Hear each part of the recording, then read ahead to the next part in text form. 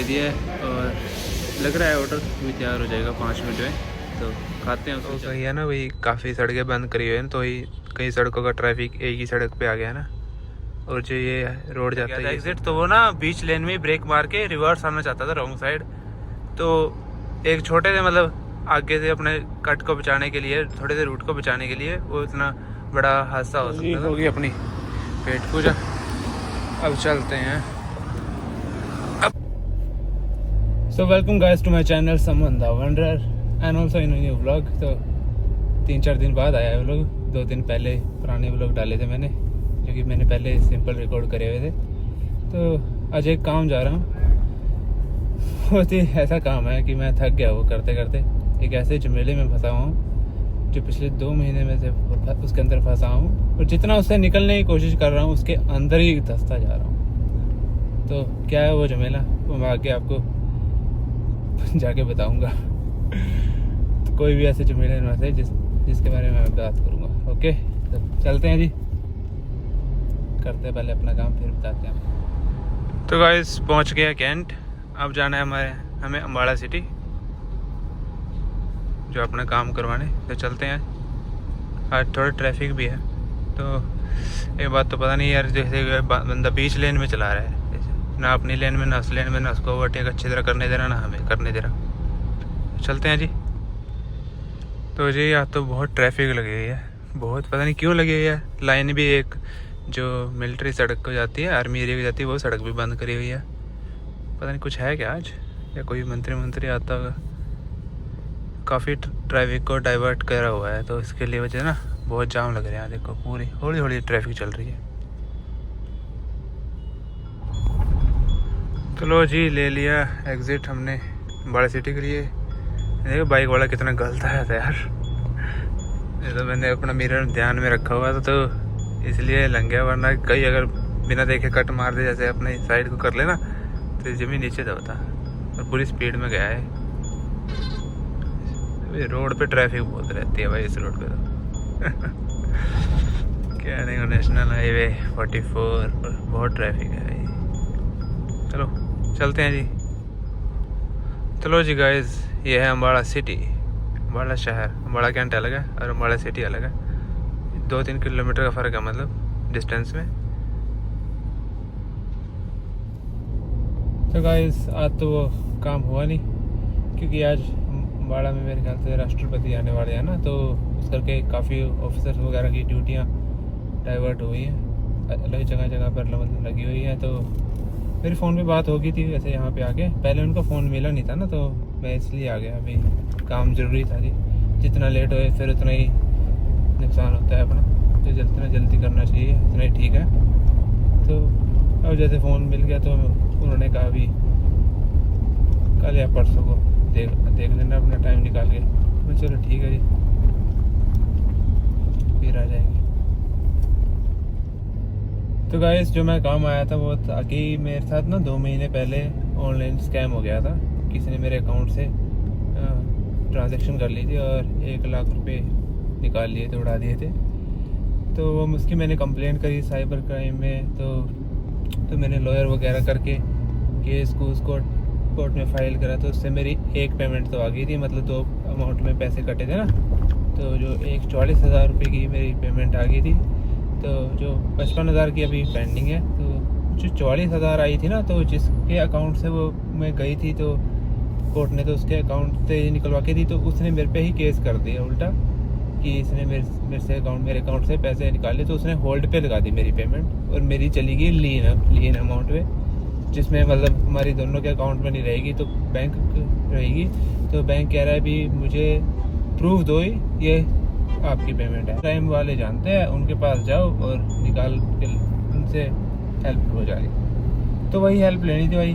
तो पहले त्यौहार आ गए थे कई दिन की, उसकी छुट्टियाँ पड़ गई, तो एक आधे दिन फ्री हुए, तब ऑफिसर है नहीं थे यहाँ पे। तो अब जाके थोड़ा सा टाइम मिला, तो अब राष्ट्रपति आ गए, उनकी ड्यूटी कहीं और, मतलब ड्यूटी कहीं और लग गई, मतलब थोड़ा टाइम के लिए टेम्परेरी।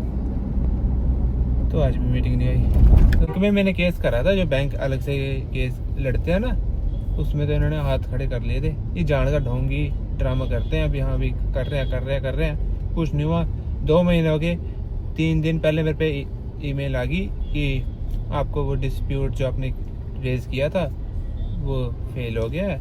आपकी जो शैडो मनी थी, जो इन्होंने शैडो मनी मेरे अकाउंट पे दिखाई थी, जितने मेरे कटे थे, तो जो लाख रुपए थे वो इन्होंने मतलब काट लिया। वो तो वैसे ही मतलब अकाउंट में ही शो हो रही थी, तो वैसे कभी मैं यूज़ नहीं कर सकता। जब मैं उसमें पॉजिटिव पाया जाता है कि इनोसेंट पाया जाता है तो वो मेरे अकाउंट में शो करते। तो अब तो गाइस इस टॉपिक को यहीं तक रखते हैं, अब मूव ऑन कर जाते हैं और एक जगह और जाना है हमें, और वहाँ जाके बात करते हैं। दिखाऊंगा आपको कहाँ जा रहा हूँ। तो जी बड़े गंदे वाला जाम लग चुका है, थोड़ा थोड़ा मूव हो रहा है बस हल्का हल्का, फिर खड़े हो जाते हैं। और कहीं है ना भाई, काफ़ी सड़कें बंद करी हुई हैं, तो ही कई सड़कों का ट्रैफिक एक ही सड़क पे आ गया है ना। और जो ये रोड जाता है ये सीधा यमुनानगर और सीधा हरिद्वार को जाता है। काफ़ी बसेस वगैरह भी और पब्लिक इसी रोड को यूज़ करती हैं, जो इधर चंडीगढ़ से जाता है ना, पंजाब से। ये जो आर्मी वालों की जिप्सी खड़ी है ना साइड में, मुझे बड़ी अच्छी लगती है भाई। ये ग्रीन कलर में जिप्सी, अलग ही डोर है भाई इस गाड़ी का। और इस यूनिफॉर्म का तो वो तो अलग है ही, वो तो ओरे में जाती है काफ़ी।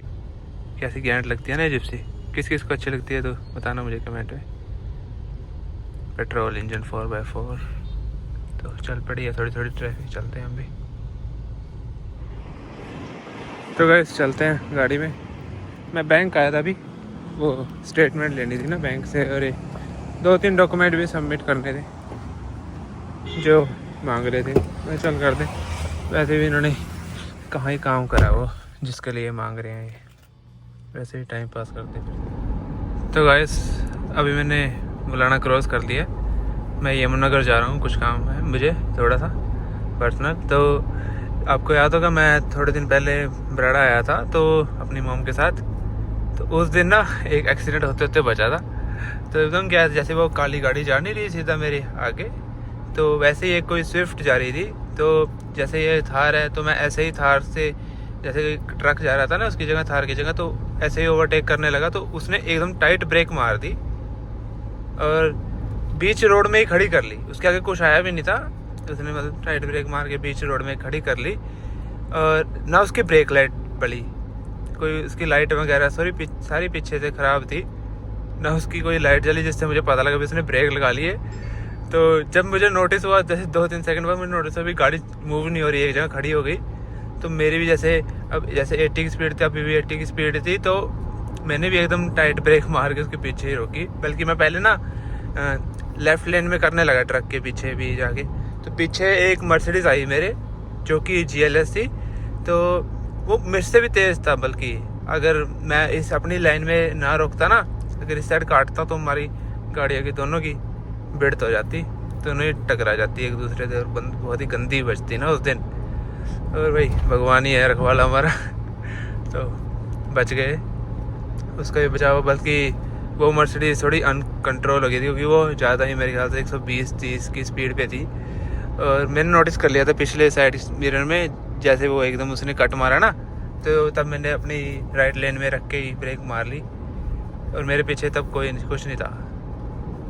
तो वही अभी देख के चलाना पड़ता है। कई बार हम सोचते हैं ना खाली रोड है, कुछ नहीं होएगा, अभी चलो आराम से खींच देते हैं 100-120 पे स्पीड, पर कोई पता नहीं होता अगले वाला ड्राइवर कैसा हो, भी देख के चलना पड़ता है, कभी भी वो ब्रेक वगैरह मार सकता है। तो जब हमने उसको क्रॉस करा ना, पहले तो एक गाली दी मर्सिडीज वाले ने, क्या भाई तुम तो बड़ा तगड़ा करवा देता है यहाँ पे काम। तो चलते हैं जी और मिलते हैं आगे जाके। और मुझे बाद में पता चला क्रॉस करने के बाद उस कार को कि उसको ना एग्जिट लेना था, और वो अपना मिस कर गया था एग्जिट। तो वो ना बीच लेन में ब्रेक मार के रिवर्स आना चाहता था रॉन्ग साइड। तो एक छोटे से मतलब आगे से अपने कट को बचाने के लिए, थोड़े से रूट को बचाने के लिए, वो इतना बड़ा हादसा हो सकता था। तो वैसे तो एक तो उसको अपनी लाइटें ठीक करानी चाहिए, क्योंकि उसकी पिछले लाइटें ही ख़राब थी। आगे से मतलब उसने इंडिकेटर तो अपना दिया हुआ था लेफ़्ट साइड का, पर उसके पीछे वाले कोई इंडिकेटर और कोई लाइट नहीं चल रही थी, जिस वजह से काफ़ी नुकसान हो सकता था हमारा उसका भी।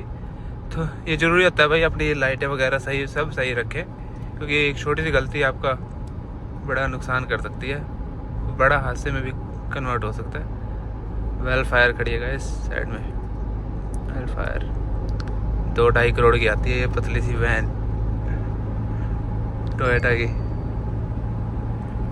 थोड़ी सी चौड़ाई में रखनी चाहिए, जैसे कार्निवल है ना किया की, ये ज़्यादा ही स्लिम सी है पर है बड़ी मस्त, देखने को बड़ी घैंट लगती है।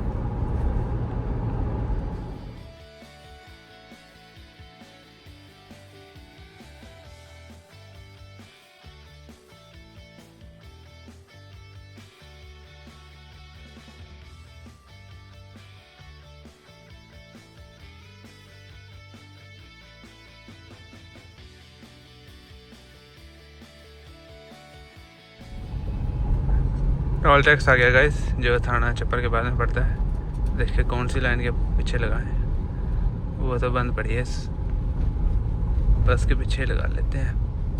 जो पिकअप जा रहा है ना, कभी उस टाइम उस दिन वाला हाल हो जाए, जाते टाइम भी फंसे आते टाइम भी फंसे।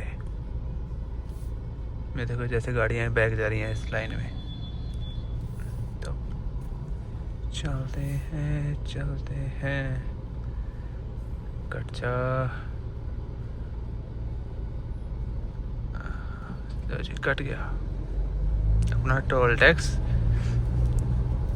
इसमें ये नहीं दिखाते कितने पैसे कटे हैं अभी आपके ना, जैसे कहीं टोल टैक्स पे दिखाते हैं और कहीं पे नहीं दिखाते हैं। जैसे इधर कैथल साइड में मैंने एक बार कटवाया था टोल टैक्स, जैसे फास्ट टैग से, तो उसमें पता लग गया था भी कितने पैसे आपके, मतलब कितने रुपए की गाड़ी का टोल टैक्स है, कितने रुपए कटेंगे यहाँ पे। मेरे ख्याल से यहाँ पे तो 100 रुपये कटेंगे, है ना, 100 रुपये का टोल टैक्स है। मैंने देखा था बोर्ड पे पीछे लिखा हुआ वहाँ पे रेट, क्योंकि मशीन पे भी लिख के आना चाहिए भी। एक कई जगह होता है, जैसे एक बार उत्तराखंड में देखा था मैंने, तो वहाँ पे बैलेंस भी दिखाया था भी आपका कितना के बैलेंस बच गया है, पर वो ही अब थोड़े दिन ही काम करता है वो, और फ़ोन में तो रिकॉर्ड ही नहीं होता। मतलब आप मैं जैसे रिकॉर्ड करूँगा ना, तो उसमें वो रिकॉर्ड नहीं होगा, कैमरे में कैप्चर नहीं कर पाएगा उसकी स्क्रीन को, आपको लाइन वाइज दिख रहा होगा कुछ। तो चलते हैं जी, शहर भी आने वाला है यमुनानगर, अब कट आएगा। ये रोड सीधा वैसे हरिद्वार को ही जा रहा है, बढ़िया रोड है, मज़ा आता है इस पर ड्राइव करते हुए। क्योंकि इधर दिल्ली तरफ तो आपको पता ही है काफ़ी भीड़ है रहती है, तो कहाँ स्पीड मेंटेन होती है। इस पर मैं 90-100 आराम से चला के लाया गाड़ी। जहाँ से पीछे थोड़ा सा 4-5 किलोमीटर का पैच ख़राब है, जो साहा से कालपी तक आता है ना, वो पैच तो बहुत ख़राब है। मैं तो दूसरे रूट से आया हूँ, जो मैं जैसे कैंट से आया था ना सीधा, तो मैंने पीछे से ही एक रूट डाइवर्ट कर लिया था, जो इस हाईवे पे ही लगता है, जो पंचकुला साइड से आता है। तो वहाँ से बड़ी थोड़ा सा टूटा है वो भी वैसे रूट, पर इससे तो बहुत बढ़िया है कालपी वाले से। तो गाइस यहाँ से लेंगे हम एग्ज़िट, क्योंकि यहाँ पे एग्ज़िट आ गया हमारा, और जो है सीधा रोड वो तो हरिद्वार को चले जाएगा, और हम अब ये यमुनानगर चले जाएंगे इधर शहर के अंदर। ये लेफ़्ट साइड में नया रोड बन रहा है, जो कि आपको हिमाचल से कनेक्ट करेगा पोंटा साहिब से, जो बाईपास हो जाएगा। वैसे एक और रोड है, पर वो थोड़ा उस पर भी ट्रैफिक लगती है, वो भी बाईपास ही है एक, पर ये नए वाला हाईवे बन रहा है। वो जैसे सिंगल लेन है ना, ये डबल लेन हाईवे बन रहेगा इधर साइड। यहाँ पे भी बनने वाला है काफ़ी, मतलब जगह तो साफ़ कर दी है, पर अभी कंस्ट्रक्शन नहीं चली हाईवे की, जो सिटी तक अंदर बनने वाला है।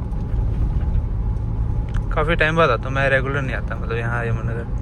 हम जैसे ज़्यादातर अम्बाड़ा कैंट ही जाते हैं, ये दूर पड़ जाता है ना हमें। अम्बाड़ा कैंट हमारे घर से पड़ता है 20 किलोमीटर, या बल्कि 40 किलोमीटर पड़ता है। तो गाइस एंटर कर गए हैं यमुनानगर में। एक भाई से छोटा सा काम था यहाँ, और मिलना भी था, तो उसके लिए आया हूँ। वो बाद में पता लगेगा आपको भी क्या काम था। तो गाइस हो गया अपना काम, तो अब चलते हैं घर की तरफ।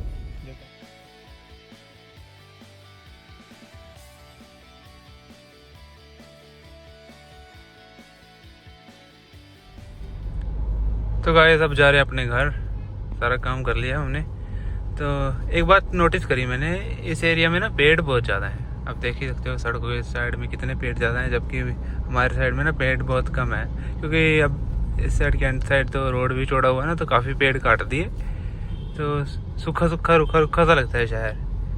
अब जैसे इसमें ना देखते ही बढ़िया लग रहे हैं, कितने पेड़ लगे हुए हैं, बढ़िया गर्मी में बढ़िया छाँव मिलती होगी। तो जी काफ़ी देर हो गई है, कुछ खाया भी नहीं है, तो छोटा सा एक ब्रेक लेते हैं। बर्गर किंग से बर्गर खाएंगे आज। तो गाइस ऑर्डर हमने दे दिया है और लग रहा है ऑर्डर भी तैयार हो जाएगा 5 मिनट में, तो खाते हैं उसमें चलते हैं अपने घर। भूख लग रही थी काफ़ी देर से, पहले मैं सोचा मैंने कुछ बढ़िया ही खा लें, तो मैं चल थोड़ा फास्ट फूड खा लेते, काफ़ी दिन से खाया नहीं। तो गाइस इस वाले बर्गर किंग का सिटिंग एरिया देखो कितना बड़ा है। वैसे और भी देखे मैंने, पर इस वाले का काफ़ी बड़ा है, काफ़ी ज़्यादा लोग आ सकते हैं इसके अंदर। चलो जी गाइस अपना ऑर्डर आ गया है, cheese burger with spicy fries. मैं फर्स्ट टाइम ट्राई कर रहा हूँ स्पाइसी फ्राइज़। तो जी होगी अपनी पेट पूजा, अब चलते हैं अपनी गाड़ी के अंदर और फिर जाते हैं अपने घर। तो भाई इनका बर्गर बहुत बढ़िया होता है, मैंने पहले भी खाया था, कई बार खाता हूँ, और आज मैंने नया ट्राई करा। एक फ्राइज़ पहले सिंपल लेता था, आज मैंने स्पाइसी फ्राइज़ ली। भाई साहब धुएं उठा दिया फ्राइज़ में, मज़ेदार फ्राइज़ थी। चलो निकलते हैं अब यहाँ से, ज़्यादा दूर नहीं, बस 20 किलोमीटर दूर रह गया अपना घर, आराम से आधे घंटे के अंदर पहुँच जाएंगे। ये काम वैसे मैं काफ़ी टाइम से देख रहा था आने की यहाँ, जो काम आज करा, पर काफ़ी बार आलस आ जाता है तो निकला नहीं जाता। तो इस साइड कोई काम भी नहीं था, तो मैंने चला आज बाहर निकले ही हुए हैं, मैं चल साथ के साथ इसे भी कर दें, तो फिर बार बार इधर आया जाता, थोड़ा बिजी चल रहे हैं आज। तो गाइस अपने गांव पहुंचने वाले हैं, बस थोड़ी सी दूर रह गया, और अपनी गाड़ी 21,000 से 2 किलोमीटर ऊपर चल गई है, 21,002 किलोमीटर। तो जी इस व्लॉग को यहीं तक रखते हैं, मिलते हैं एक और नए व्लॉग में। अगर आपको ये वीडियो अच्छी लगे तो मेरे चैनल को लाइक एंड सब्सक्राइब कर देना। धन्यवाद मेरी वीडियो देखने के लिए।